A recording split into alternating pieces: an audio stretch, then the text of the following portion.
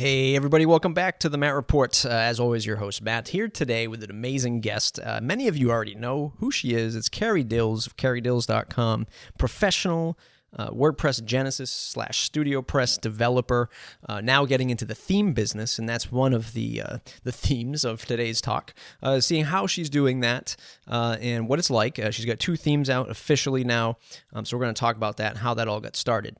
Another interesting fact is Carrie worked at Starbucks for quite some time and actually took a lot of that knowledge of a well-run organization like Starbucks, and it really applies that sort of in her day-to-day, which is quite ironic. If anybody follows the StudioPress and Genesis, Brian Gardner, who was a past guest on my show, is a Starbucks addict. So definitely some good insight into learning that experience of great customer development and teamwork and how that's applied to Carrie's business day to day.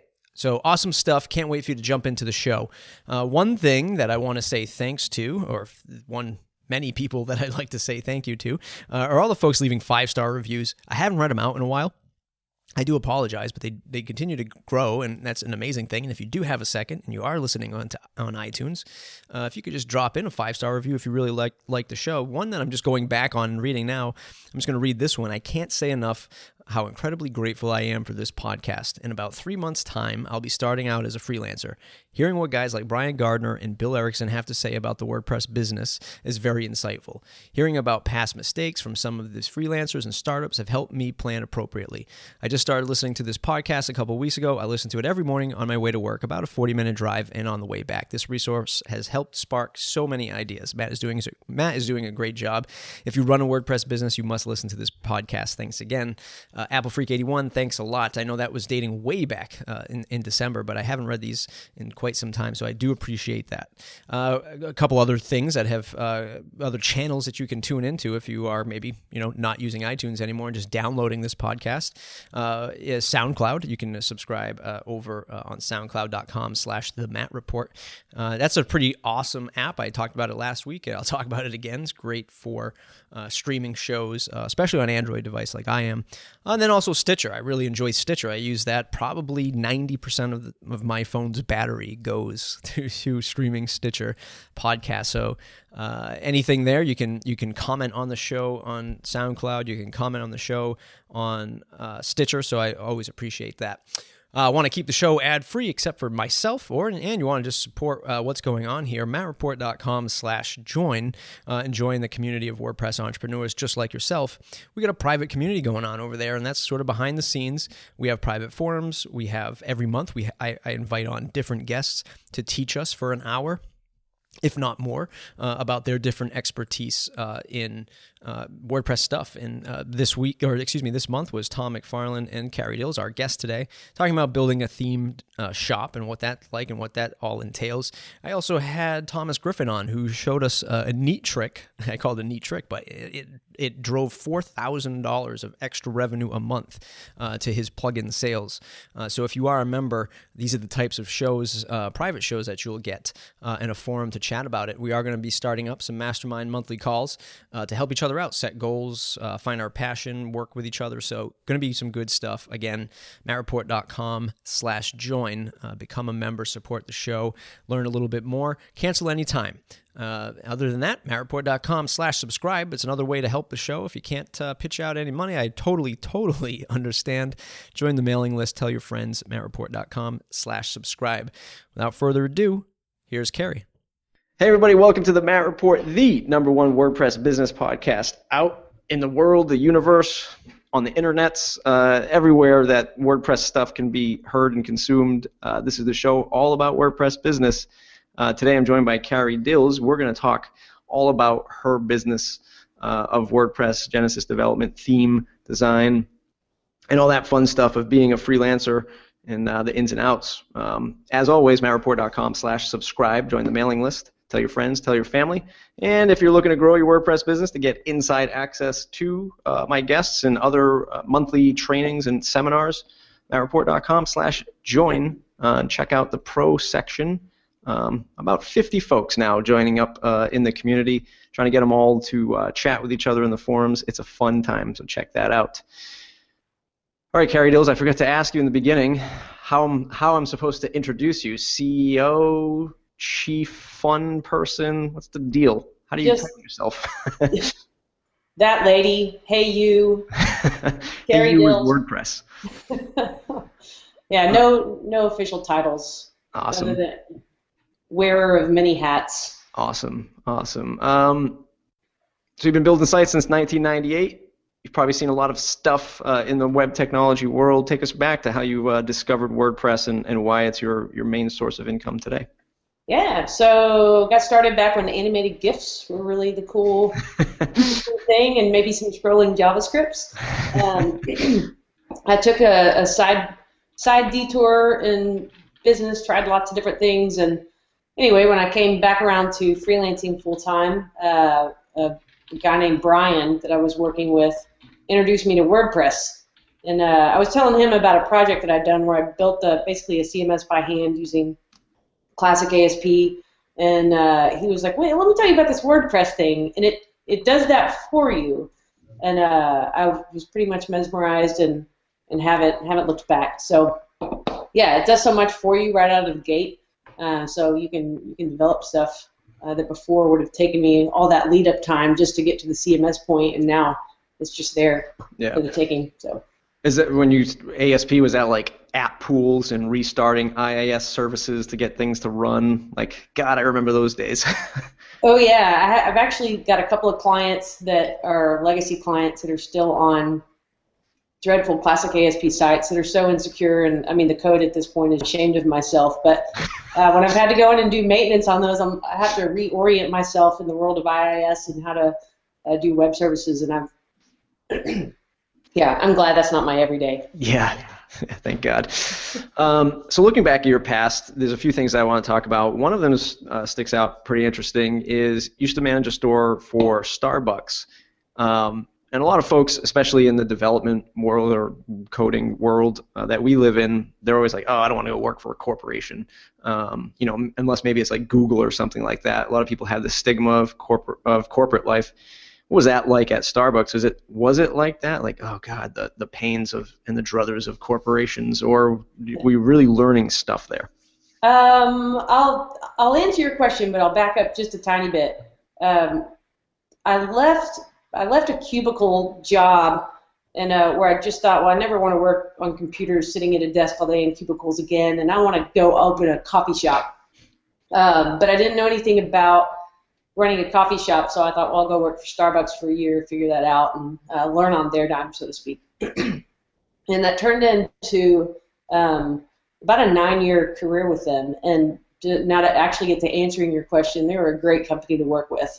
Anytime you get into a large corporation, there's always going to be unflattering things behind the scenes, but for the most part, their corporate culture is great. And of course, anybody that's ever, I know there are lovers and haters, but anybody that's ever been in a store and has experienced, a barista remembering your name or recalling that you like 2.5 Splendas, they have something special going on, and I think that's where I've learned a lot of the, and in addition to just business management skills, the customer service skills that have translated over into my web business. Yeah, I mean, from what I've seen from the outside, they're supposed to have a really intense training process for all this stuff. Is that the case, or is there like a Starbucks university?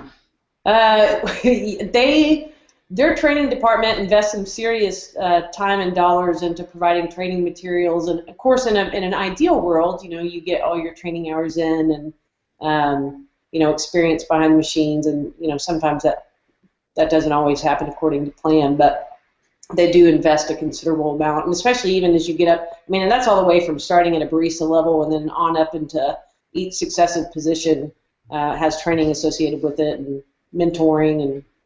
Yeah, because I read an article about a fellow that I think he might have even been like homeless, and he got a job at Starbucks, and just the training process and the just elevated him to, and he ended up running a whole bunch of stores or becoming like a regional exec for Starbucks, all because of their training and promoting within kind of mentality. So that's pretty cool.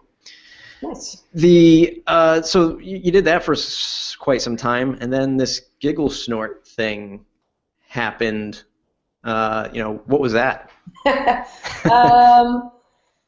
it, being an entrepreneur is really at the core of what's always driven me, and it didn't matter necessarily what the final product was. It was the ability to create something that I felt I had ownership on. The greeting card idea came out of some old experiences in print design and graphic design, and I'm not even going to give this to your pro members, Matt. I'm giving this piece of information away for free for everybody. Yeah. I was senior yearbook editor in high school. Ooh. I was one of those nerds of a certain class. Uh-huh. So the idea of doing things for print layout and getting to be humorous and also mixed with the entrepreneurial side was where the greeting card business came from. It was an utter failure. My mother loved it. She was my number one customer, but other than that, I kind of fell flat.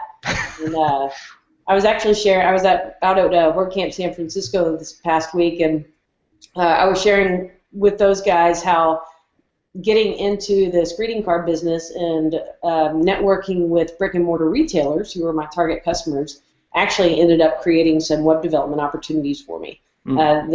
Those people that I started associating with did not actually want my greeting cards, but they did need web services. So once they found out that I had this technology skill set, it transitioned from them being, people I was trying to target for greeting card sales into web development customers. There's a bunch of things I want to talk about that.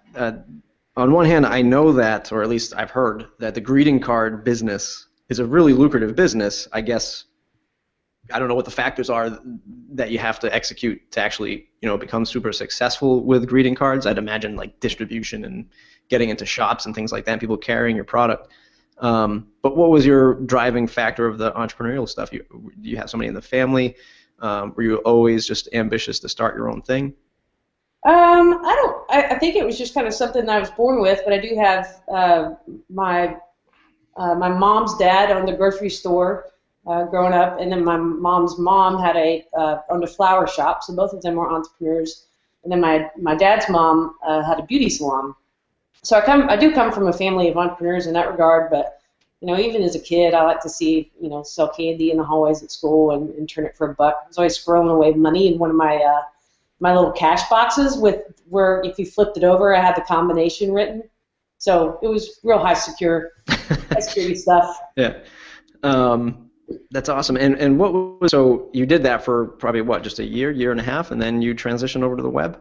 Yeah, I think I gave it a full, about a 2.5-year run. So basically, Starbucks was still paying my bills, but I wasn't. I was, maybe doing 35 hours a week or so there. So in my extra time, I was doing all my research to get ready to start the company, and then I think I let it run for about a full year before I shut down shop. And that was actually during that I built my website using Magento, which was like, driving a school bus when like a bicycle would have gotten me there. It was way overkill for an e-commerce solution based on what I needed, but I hadn't met WordPress yet, so. Yeah.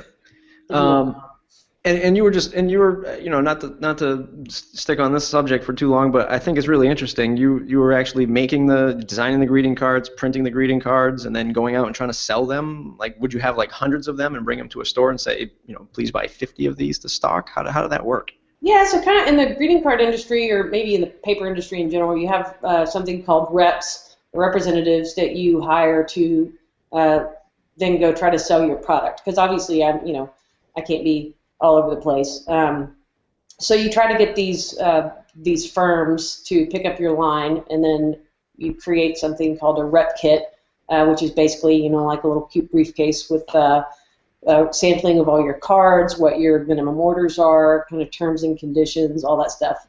And you get them in their hands, and then they go kind of pound the pavement on your behalf. So I did some pavement pounding locally, and then I had some other folks doing that for me. And a couple of other locations. And then if you have the big bucks, you go to a New York market and try to get some national distribution there. But it's incredibly, even just like the booth rental fees, and it was way beyond the shoestring budget I was working with. That's awesome. Yeah, there is money to be made, but really the key is distribution, because when your the profit margin is fantastic and the markup is great on a paper product, but still you're talking about like 60 cents as opposed to thousands of dollars. You're talking about pennies. Right. And so in order to get any traction, you've just got to move a ton of product. And I never. Well, let's just say nobody knows what GiggleSnort Greetings is unless they're watching the Matt Report. Where's my mom? Tremendous. So you made that. So how do you make that transition? What was the transition like to say, okay, see you later, Starbucks? Did you land a client first? Did you just take a leap of faith and say, hope that I can start scoring some of these businesses to sign up with me in the website? What was that transition like? It was a little bit of both. I did have some clients that I was already working with that were just, people, referral business. So I'd already started to generate some freelance income before I took the full step away from Starbucks. But it wasn't until after I guess it was about the holiday season about 3 years ago when I left Starbucks and started freelancing full time and could actually focus all my energy with it. And then really the tipping point for that came when my Starbucks work was interfering with my ability to deliver on a client project. And no offense, Starbucks, but $12 an hour or freelance income at $60, $75 an hour. So it made sense at some point just to jump ship. Yeah. Actually, one thing I did forget to mention at the top of the show for the pro listeners, Carrie will be sticking around to talk about just about that, about pricing and setting up pricing as a freelancer from the consulting side and from the actual web development side. So if you are a pro listener, you will get that segment in the forums over at the community. So you get into WordPress. How did you stumble upon Genesis, and how did you pick that as your vertical? Or did you set out? Let me just take a step back. Did you look at it and say, where can I make the biggest impact in WordPress, or did you happen to just find StudioPress and then say, this is what I'm going to stick with? Definitely the latter. So kind of a backdoored myself in.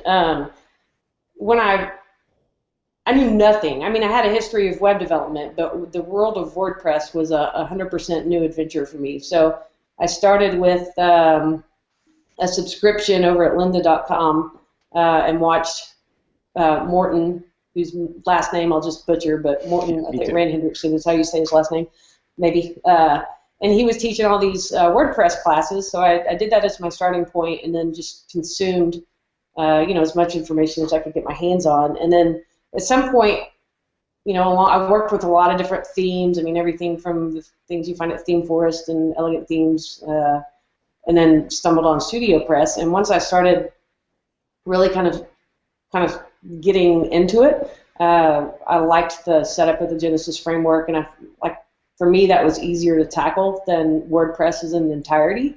And over time, of course, you get to know just pure WordPress. But anyhow, so that was how I started, and I just found it ended up being a good niche business-wise, since that's where I was spending my time learning and growing. It just kind of naturally unfolded that that was the kind of work people were hiring me for.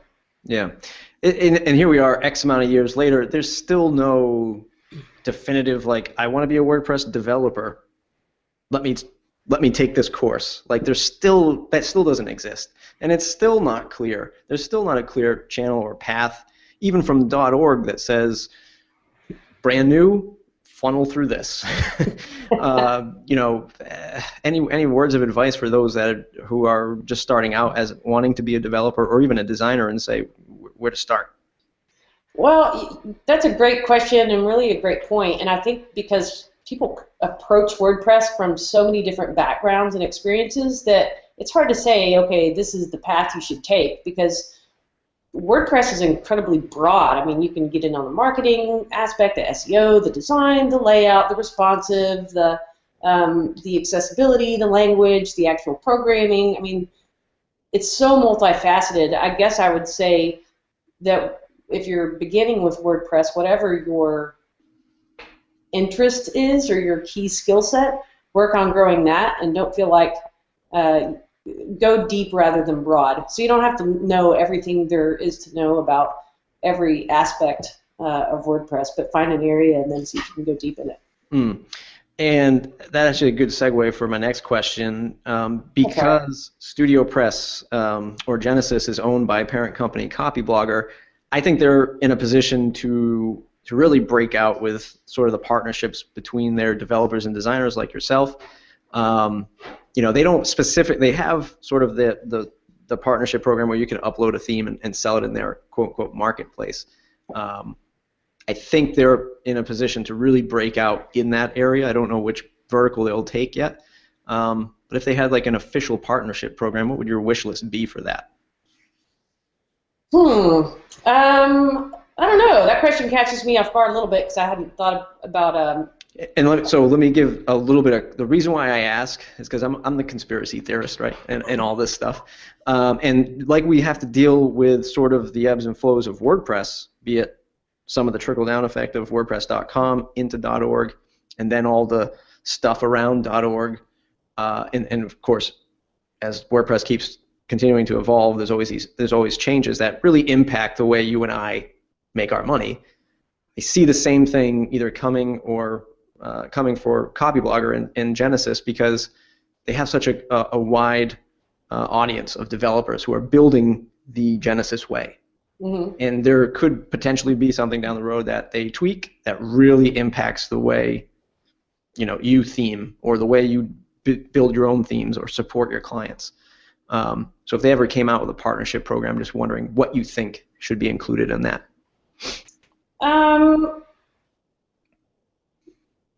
I think like one thing that's different about Genesis versus WordPress core, it's developed by a specific team. So in other words, there aren't community contributions. Now certain plugins that are created by Studio Press, they've started putting up on GitHub so that other developers in the community can chime in on those. And I don't know, I think it'd be nice to, of course, it's GPL, so you can get in there and dig around the code all day long and create products based off of that. But if it was a partnership, I would like to see community contributions from those developers that are developing for the platform to maybe be able to do some things specifically to make our development lives a little easier. What about marketing and promotion or showcasing you as a freelancer or a trusted partner? Anything like that? They already kind of do that in a way that's, I'm on the Genesis recommended developer list, and I've got some sites up in their showcase, and one of the things that I really enjoy about the relationship of Studio Press to people like myself is because Copyblogger, I guess, isn't interested in necessarily hammering out websites for people or creating, a slew of premium plugins. That's not their business focus. That they've shown incredible support to people in the community that are developing products and services around Genesis. So, I'll get tweets and retweets or shout-outs or things like that from their team that obviously benefit my business, but there's not, it's that's all just kind of organic. Sweet. Let's go a little bit further into now what you have recently launched. You're on your second theme that you've recently launched, or second productized theme that you've recently launched that you're selling. For the pro members for the month of March, the ProCast for March will be you and Tom McFarland, which we'll record tomorrow, talking about that from soup to nuts, that whole business. But let's give folks a brief overview of that today. Why did you go into doing a theme? How has it been so far? And any thoughts moving forward with that? Yeah. So everybody's dream, Matt, is to make money while they're sleeping. Mm-hmm. One of my big frustrations. I actually sleep on a mattress made of money. So yeah, it's like an osmosis thing, even a money tree perhaps rains down while I'm dreaming of money. Yeah. But one of the frustrations freelancing is, you eventually run out of hours that you can trade for money. And I know there's value-based pricing and all that kind of stuff I'm not going to get into, but trading time for dollars. And so this inadvertent income cap. So one of my goals for 2014 was to be able to generate some products that could have a longer life shelf than just a single client project. And themes, I enjoy theming, so that was just sort of a natural evolution. So anyways, yeah, just released the second theme, Winning Agent Pro, which is a real estate-focused theme for Genesis, and it's been really well received. This is, Studio Press had a real estate theme in their lineup called Agent Press, but it hadn't been updated for Genesis 2.0 and was not mobile responsive. So the community was crying out, Matt. They were crying out for a mobile responsive real estate theme. And this one, it was actually a collaboration with a guy named Richard Hardian, who's a realtor up in the Chicago, Illinois area. And so he kind of provided a lot of the insights on what a realtors would like to see. So, yeah. You just answered a few of the questions that I had lined up, but I want to take this into a slightly different direction. We have a real estate theme ourselves, but it's not based on Genesis or anything like that. I mean, we actually designed it maybe a year ago. It's not something that we're heavily promoting, but we find that with the real estate theme, the agents who are buying it just have absolutely minus 1,000% knowledge and understanding of WordPress. I had somebody over the weekend, email us and ask for a refund because they were like, I just can't even, I don't even understand what's going on with WordPress.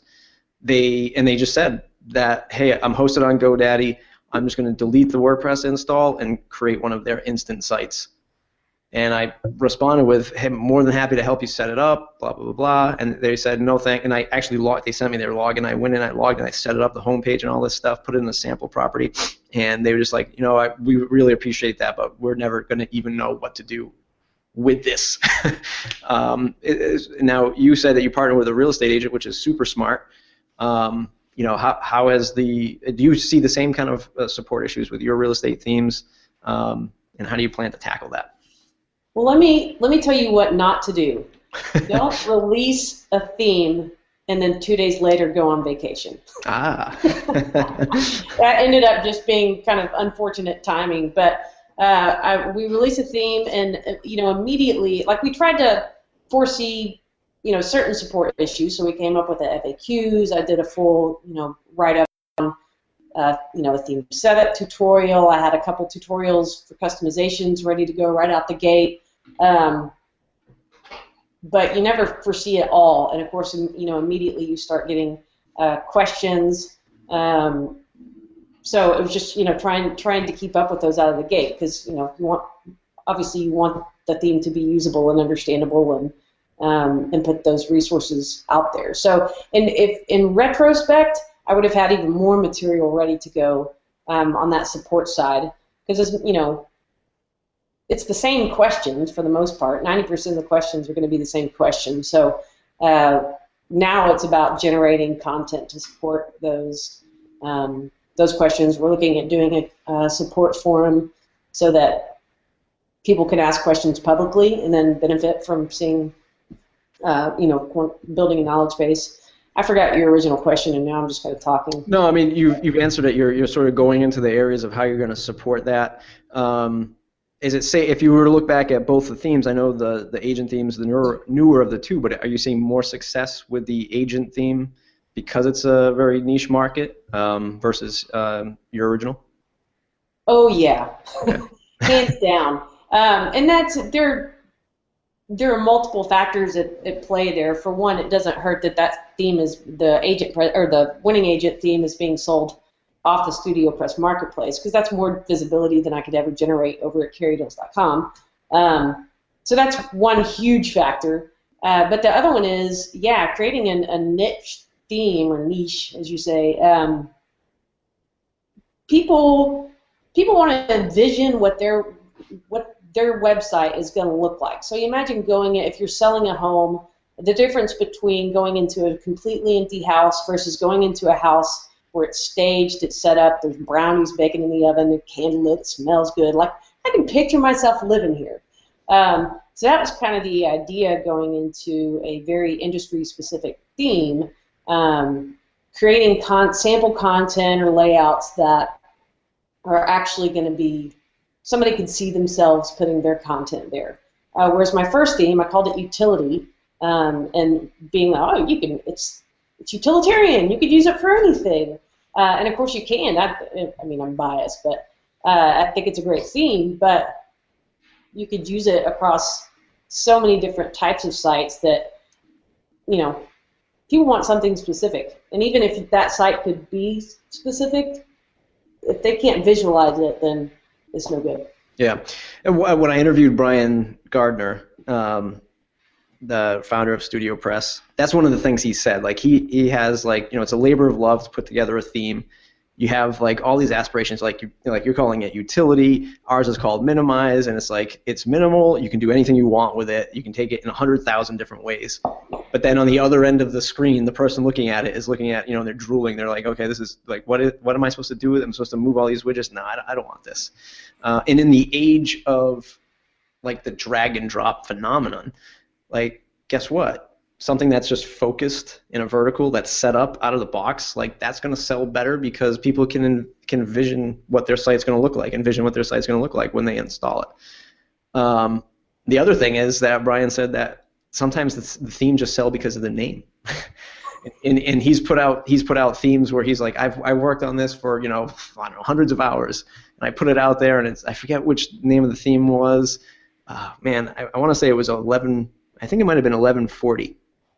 Which was his I think last or second to last revision of his own blog. Yeah. And he's like, nobody bought it. But then when they just released corporate or the new corporate, and everybody was like, oh, corporate blog or a corporate site, I need that. Yes.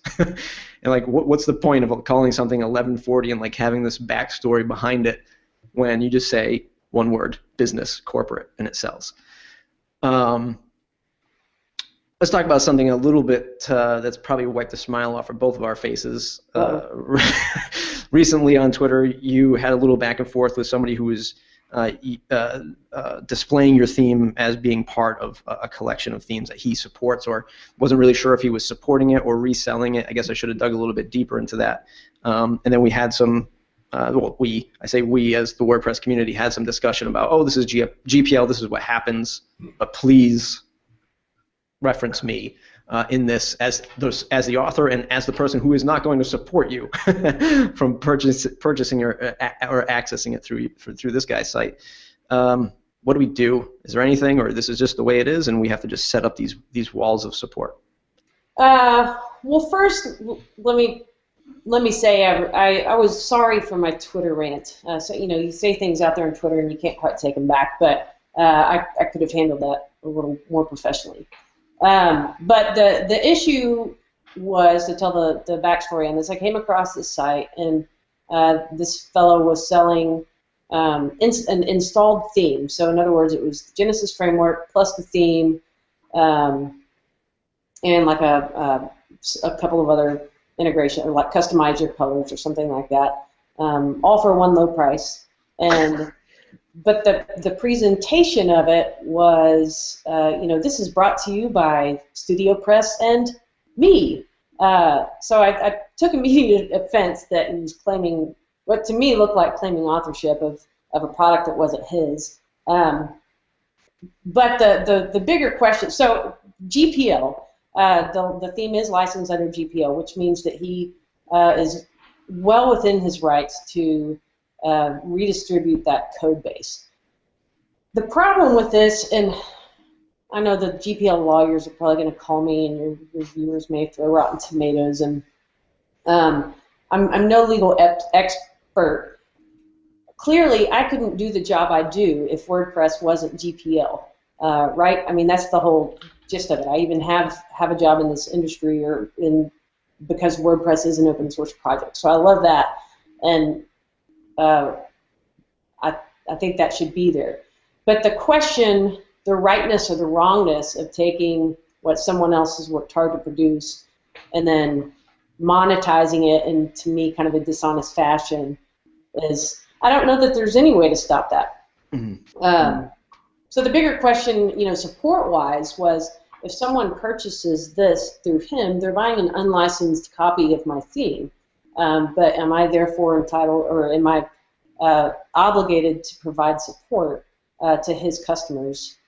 And you just kind of get into a little bit of sticky mess there. So. Yeah, because inevitably it's going to happen where the more and more he or they install these themes and get them out onto the web, a couple Google searches, and they're going to find the original author, and you're going to have some customer, angry or otherwise, hitting you up saying, "Hey, got your theme. I can't install this. Page doesn't look right. Can you help me out?" And then you have to take the time, look it up in your customer database, see if they're under support. Then you realize that you're not even from my customer base, you're from somebody else. And then you have to deal with that whole ball of wax, which is never fun, because we actually have themes that have the same name as a theme that's on Theme for us, so we actually get that quite often, that people find us more available than the actual theme author of one of our matching names. So that was an interesting, thing we discovered in all of this stuff.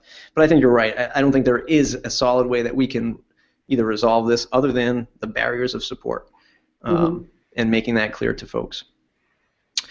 Let's talk about WordPress communities, WordPress folks. I feel like 2014. I feel like 2014 is going to be a year where we all put our grown-up pants on for situations like this. For situations like recent articles about WP Engine and community, I just think that overall we're really starting to grow up 10 and a half years later. Do you have the same kind of feeling like that, specifically with WordCamps, online events, Twitter followers? We're all friends, but in the end we're all kind of competing with our customers' dollars. Big audience, totally agree. It's still going to go up, but at some point we're going to hit the plateau. What are your thoughts? Well, that's a broad question, so I'll just pick pick something in between there. And actually on the list I have, do either of these relate to your talk at St. Louis this past week? How do you see what direction do you see the community going in 2014? Do you just see more of the same, or do you see us kind of maturing where we're changing our tone a little bit? I think there's definitely some maturation taking place, which is natural in an industry, and been around, like you said, a little over 10 years now. So seeing some acquisitions, some roll-ups, some a lot of people are now moving that have been service-oriented or moving into product offerings. So yeah, I think we'll continue to see that trend, and I still very much embrace the community in this idea that we're not all competing for the same customers and the same dollars. I think for anybody willing enough to think creatively and offer some creative problem solving, there are a lot of needs out there and opportunities to make money off of meeting those needs. So I don't think our demise is coming where we're all going to it's either going to be a Microsoft or an Apple, and by 2015, and we'll have to pick sides. But I guess to go back to like an Apple example, or Apple and Android, like when the Android platform came out for the phones, and all of a sudden you've got open source software happening, everybody raced, all the handset manufacturers raced, all the software developers raced, and what you see 5 years later is a total shakedown, and there's just a couple of primary players still making handsets for. Sorry, I just went on a massive tangent, but anyways, so I think that we'll see that there will be some definite top players that emerge and hold on to that top spot, but I don't think that means there's not room for the rest of us. Yeah. And I believe that, so in the beginning we talked about there's no real clear path, competition in business and products aside. As far as the individual getting to know what WordPress is from a software platform, from a community, from a business opportunity, there is no clear path walking in that says, oh, here's the steps you follow to be a developer, here's the steps you follow to be an entrepreneur. part of your talk was about helping others, mentorships, or just collaborating with others. WordPress is huge as far as all the opportunity you have, to take those different verticals. What was your takeaway from the St. Louis talk? Were folks acceptive of that kind of sort of your outline to approaching WordPress, the community? Well, there's what people said to my face, and then you never know what they're what they're going to say later. But great job, she's great. What seemed to resonate the most was this idea of people who have been in the community a long time, know all the ins and outs and the back roads and the back stories, and they're contributing to core. And then there's those people who have just been introduced to WordPress.com. They just created their user account for the first time. They don't even know there is a self-hosted WordPress. So that idea that as a community, we need to support all of those players. So not reject someone just because they're not as advanced a user as we are or whatnot. But what makes the WordPress ecosystem great is that all of those people are contributing in whatever capacity they can. And if that were to suddenly disappear, well, there'd be no WordPress. Right. So I think it was well received. I hope it was well received. It was awesome. Do you have one thing that you can turn people to, like when you're at WordCamps and they're asking you these questions, or you're doing this talk? Is there one thing you can turn them to say start here, or does that not exist yet? I think the answer would be tailored to the individual. Like a local meetup, I always recommend is a great starting point, just to connect with some other users, and a place that's kind of a safe place to ask questions. And that would be my best start here answer. Mm. And then in the absence of a local WordPress community, then just being engaged in online WordPress communities.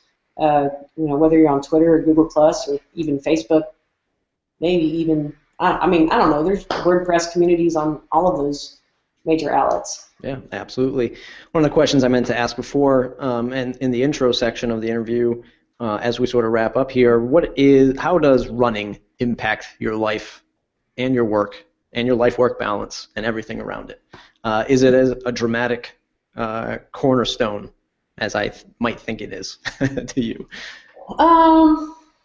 I see you're doing half marathons, and then you're shooting for a marathon, right? No, I don't think I ever need to do a full marathon. Okay.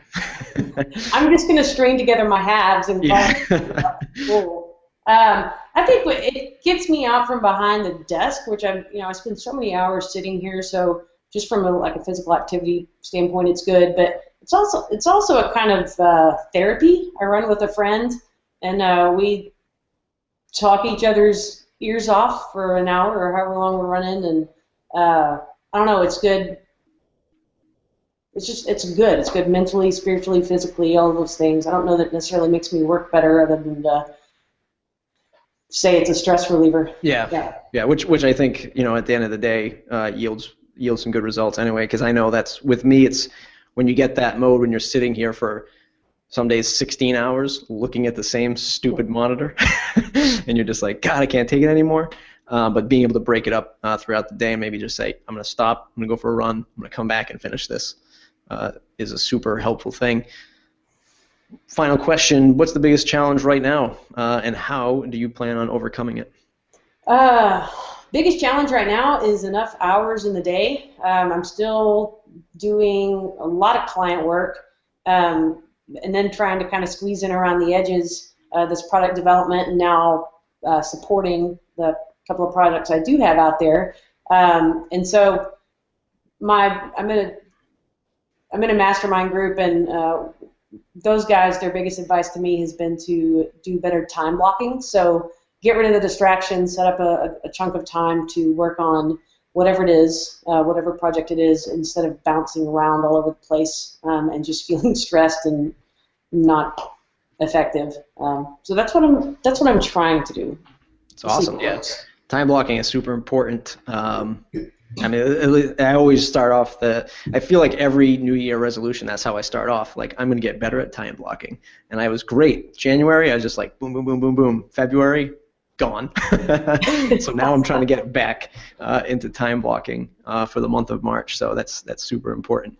For those of you that are in the pro section, stick around, because at the end of the show, Carrie is going to talk about pricing, some of the tips and tricks about how she has landed on her pricing structure, mattreport.com/join, to learn more about the pro membership. It's going to lead us into the last few segments of the interview. Segment number 1, what's in your toolbox? What app or SaaS offering do you use to get your business done that you might think our listeners aren't privy to? Like an Evernote, but probably something that's not as well known as that. My favorite tool recently is MigrateDB Pro, which is a plugin that you can install on a current site and then also on your live site, and it basically takes you from development to production. It takes your database. They now have a media uploader that takes all your media with it, and it's just a huge time saver. So loving that, money well spent. Yeah, and it was like, what, $30, right, for one license? I paid like the $1.99 for the developer. Oh yeah, if you get the developer. Yep. Yeah, if in the context of time saved, I mean, I made that up real fast. Yeah. Brad Tusnard is a developer behind that, and you can go over to Matt Report and search for him and check out our awesome interview. Back then, he was just rolling it out, so he's got a lot of good stories behind that. Nice. Going to launch into the lightning round, ask you a series of quick questions, and you'll have a series of quick answers. Hopefully. What's the one plugin you cannot live without? Gravity Forms. A favorite WordPress or business book? I'll just give you the one I'm currently reading, which is EntreLeadership by Dave Ramsey. Awesome. A quote that you live or run your business by? I like to eat, therefore I must work. The best business advice you ever received? That's an easy one. That was my dad, and he told me, find something that you love so much that you would do it for free, and then find someone who will pay you to do that. Awesome. What's the longest a client project has ever taken? Boy, probably 10 months. Oh, not that bad. If you had to switch to another CMS, what would it be? I guess I'd whip out or dust off some classic ASP and. Oh man, nightmare. Who should I interview next? I met some really fantastic people up in the St. Louis WordPress community, and Joshua Ray would be an interesting fellow. He was one of the organizers up there.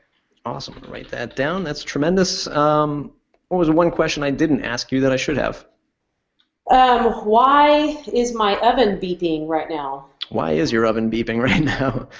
That is because I threw in some Brussels sprouts to roast and totally didn't look at the time, and I might have crusty burnt ones here in a while.